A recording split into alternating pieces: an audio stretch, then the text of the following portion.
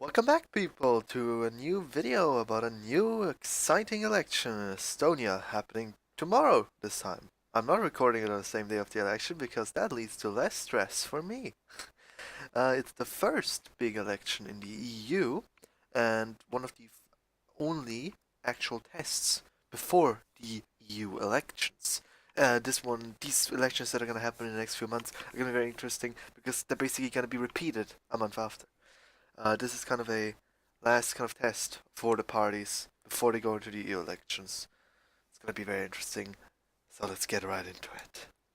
Let's start. Let's start off with the results of the last election, where the Reform Party came in first with 27% of the vote, just in front of the Centre Party with 24% of the vote. Behind them were the Social Democrats, the Pro-Patria Union, the Free Party, and ECRA slash the Estonian Conservative People's Party. That also, and they all entered parliament in 2015, I think. After the election, Kesk slash the Centre Party um, stood their Prime Minister, Jüri Ratas.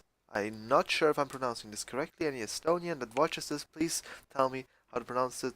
And I'm already very sorry. I'm probably going to pronounce everything incorrectly, all the names and stuff. Anyway, he became Prime Minister after Kesk formed a coalition with the Social Democrats and the Pro-Patria uh, Union. That's how they called it. Back then they were still two different parties, but they changed their name. Anyway, now let's get right into explaining all the different parties. This time on individual slides instead of on one big piece on the Bildschirm, I wanted to say. Stupid me. Anyway, so you can better see what the parties are actually about. First, we have the Reform Party. It is a liberal party and the current opposition leaders. They have been in government for a long time, a very, very long time, until they were replaced in 2016 by the aforementioned coalition government led by the Centre Party. Their leader is the 41-year-old Master of Business Administration and member of the Estonian Parliament, Kaja Kallas. Let's move on to the Centre Party now. They are a long-time opposition party that is now leading the government. They are very different from other Nordic Centre parties, as they are a socially liberal populist party that also has particular interest in Russian minorities. So they are kind of not mainly, but some parts of it definitely a more Russian minority representational party. On the Russian minorities, probably very, very in favor of Kesk. Also, normally Nordic Green parties, center parties and Green parties, are more agrarian. They aren't. Their leader is the 40-year-old current Prime Minister and previous mayor of Tallinn, Jüri Ratas. I hope I pronounced Tallinn right. Then let's get to the second member of the government, the Social Democrats. They are, you guessed it, Social Democrats. Their 32-year-old leader and previous two-time minister is Yevgeny Ossinovsky, who is the youngest leader in the race, and he also comes from, as far as I know, Kazakh parents. Interesting. Now let's get into the Pro-Patria Union Party, whatever. They are a national conservative Christian democratic party, very much comparable to, for example, the Bavarian CSU, and they are the final member of the government. They are led by the 54-year-old Helir-Valdor, who was the Minister of Agriculture, the Governor of Viljandi County, I think that's right, and the Mayor of Viljandi in the past, which makes me think that Pro-Patria will probably do pretty well in the region of Viljandi, or the county. I'm not exactly sure, but they're probably gonna win there with the majority of the votes, if I'm correct. Who knows? We're gonna see tomorrow. Now, let's get to the best party in the race, the National Conservative, right-wing populist Eurosceptic Conservative People's Party of Estonia. They are currently in the opposition and are led by 69-year-old Mart Helm, the previous ambassador to Russia. He has also worked as a historian, a journalist, publisher, and a diplomat.